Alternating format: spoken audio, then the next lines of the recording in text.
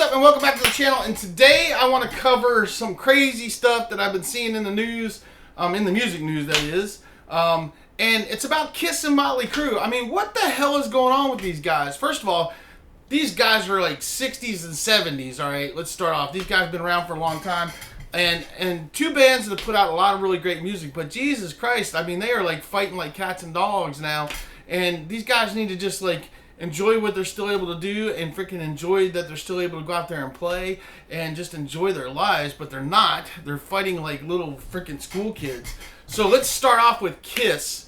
So, Kiss recently was on Howard Stern not too long ago, and they were talking about the band and everything, and then Howard asked them how come they didn't play with the original lineup at the Rock and Roll Hall of Fame introduction. And Paul Stanley made some sort of comment about that would be, they'd have to call it Piss instead of Kiss, referring to, I guess, Peter, Chris, and Ace Frehley not being able to play up to par anymore. And Ace Frehley got offended by this. He went on Eddie Trunk and demanded that Paul Stanley give him an apology in 7 days, or he had a bunch of dirt on him that he had in a safe somewhere with his lawyer, and he's going to release all this dirt that nobody knew about Gene and Paul. So 7 days goes by, Ace Frehley's back on Eddie Trunk again, and they ask him, you know, what happened, and Ace Frehley says he did get a call from Paul Stanley, and Paul Stanley said, "Fuck you, I'm not apologizing," and hung up on him. That's Ace Frehley's quotes. So I think that's kind of funny, but it's just kind of crazy. It's like these guys need to bury the hatchet, put it all behind them, and just enjoy their golden years, whatever you want to call them, and stop all the bullshit. I mean, Jesus, it's been going on forever with them. It's like back and forth with Ace and Paul and Gene, just constant back and forth, back and forth, back and forth.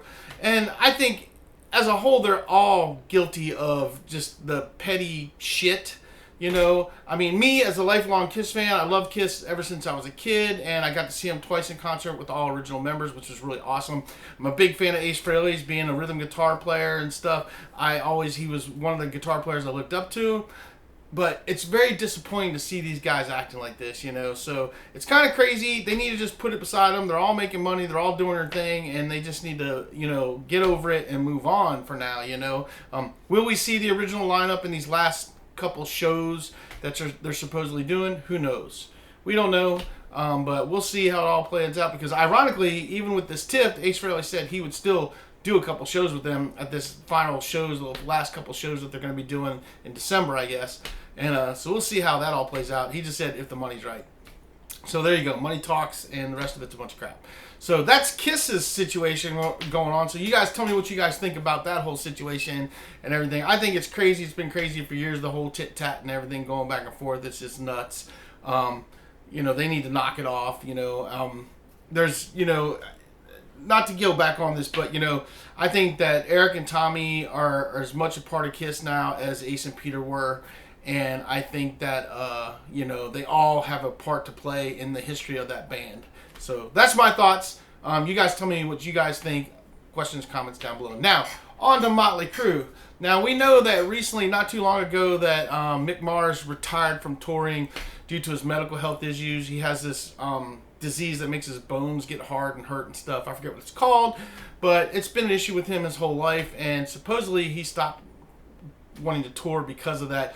But it turns out Mick Mars is now suing Motley Crue because they basically kicked him out of the band and sent him packing. And not only did that, they cut down his percentage of royalties and stuff from 25%, because he was a quarter of the band, to 5% now that he's not touring, which is nuts because that man was an original member of the band, and even though they got somebody else in it, they shouldn't be taking his cut away from everything that they've done over the years. And Mick Mars is a highly underrated guitar player, but he's freaking amazing guitar player, very impressive guitar player, and it's sad to see that this is what's going on with them.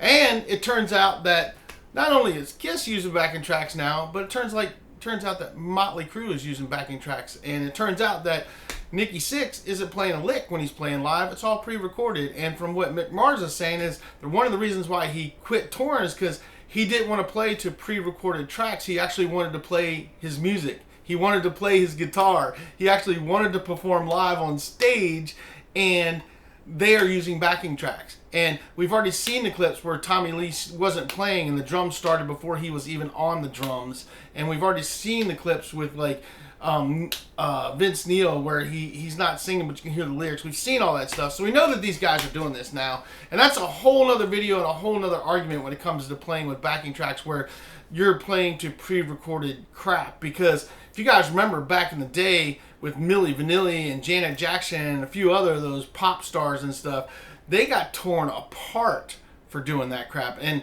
Milli Vanilli got torn apart so bad because they were playing to tracks and weren't singing or doing anything that both of those guys ended up committing suicide in the end and are no longer with us, and nothing happened to the record companies. It was 100% on the record company for doing that. But me personally, I don't think they should be playing the backing tracks. I don't think bands that do that, I don't like it. You know, you need to be able to get up there and perform live. You're paying for a live performance. You're not paying for a bunch of people to lip sync and fake play on stage. You know, even if they're playing the notes, they're not plugged in, they're not playing, they're not making mistakes. You don't hear any of that. This whole, it has to be perfect every time is a bunch of crap because that's not humanly possible. And what makes concerts great is the fact that there will be errors, there will be mistakes, there will be flubs, there will be things that happen, and the bands will recover from that and go on and play. But this whole thing about we have to do it perfectly every time is just crazy and it's ridiculous and it's just really ruined music in my opinion. I like that raw sound, and some of the best recorded albums and best recorded songs was all done live in a studio with the whole band's playing together instead of this isolated stuff, mailing your tracks crap. I just don't like it. I don't like where the music industry's gone with that stuff, and I think that we're losing a lot with that. You know, I think we're just losing a lot of great music because of it, because it all sounds robotic now. You know, these bands that are out there that are canceling shows because they don't have their laptops, I mean, that's a bunch of crap. I mean, it's just a bunch of crap, you know. You need to be able to get up there and perform. Yet there's these other bands that are out there that have like had all their stuff stolen and showed up with a couple acoustic guitars and a drummer beating on a cardboard box, and they freaking played a whole show.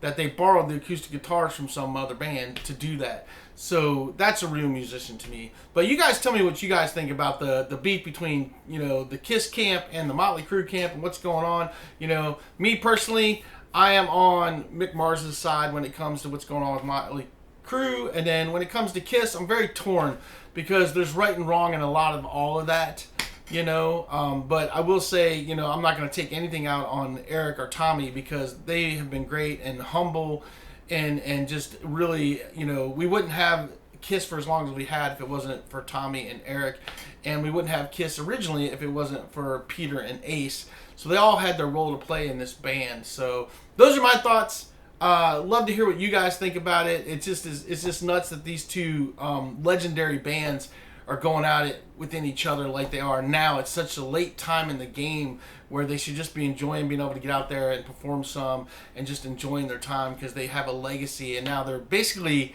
destroying their legacies, which is sad to see. So that's my personal opinion. This is all my personal opinion, but I want to hear what you guys think. Comments down below. Keep it civil, but I'd really want to hear what you guys think about it. So that's all I got for you guys, and we'll see you guys on the next.